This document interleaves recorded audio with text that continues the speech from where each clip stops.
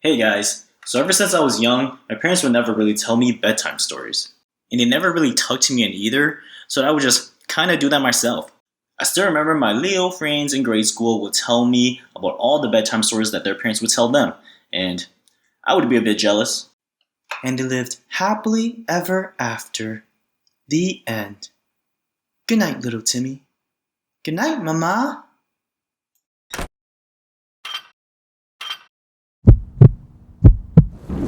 I lived my life thinking I would never get a good old bedtime story. That is, until my grandpa came to live with us. We had 9 people living in our house at the time, so my grandpa shared a room with me and my brother. He was always active and liked to go on walks. One thing he loved to do more than anything, though, was tell stories. And yeah, his stories were pretty wild. Anyways, let me share with you one of the stories that he told me when I was but a little lad.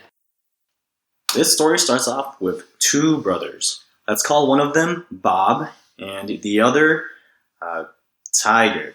And you'll find out why later. Anyways, Bob and Tiger grew up in a village where everything was great. There was a lot of food, a lot of people, and everything was awesome.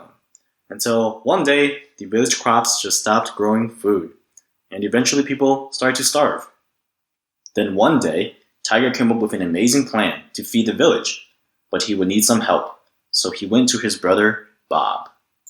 And he said, "Bob, I've got an idea that can feed the whole village, but I need your help. Are you down, Ski?" "Of course I'm down. Village gang for life. Skirt, skirt." So Bob followed Tiger through the jungles for like 3 days or something like that. And it was pretty rough stuff. I don't really remember exactly what happened, but I think the general gist of it was that Bob was useless. Eventually, Tiger was somehow able to drag Bob through the crazy dangerous jungle, and they made it to a field of water buffalo. And this was when Tiger finally told Bob his plan. He said, "Bob, take this basket and put it over my head. Once you do that, it will transform me into a tiger spirit, and I can go and catch one of those water buffaloes for the village. But remember, once I come back with that water buffalo, knock the basket off my head, or I'll be stuck as a tiger spirit forever." Okay. So Tiger takes the basket that they were just carrying with them this whole time, I guess, and zaps it with magic. Yeah, he knows magic. This guy's like a superhero or something. After putting the basket on his head, he did transform into a tiger spirit, and then he went after the water buffalo, easily killing one of them. Then, with the water buffalo in hand, he started making his way towards Bob.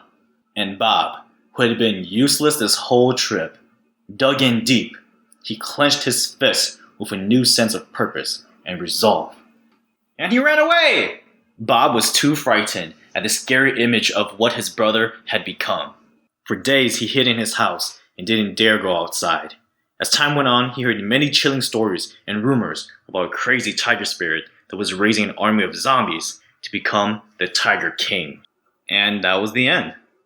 Now honestly, I don't really remember if that's exactly how the story went, but I do remember even as a kid thinking that things escalated really quickly. I mean, come on, it started off with 2 brothers setting out to feed their village, and then ended up with an evil ghost tiger king thing, raising armies of zombies. Man, my grandpa's stories were wild.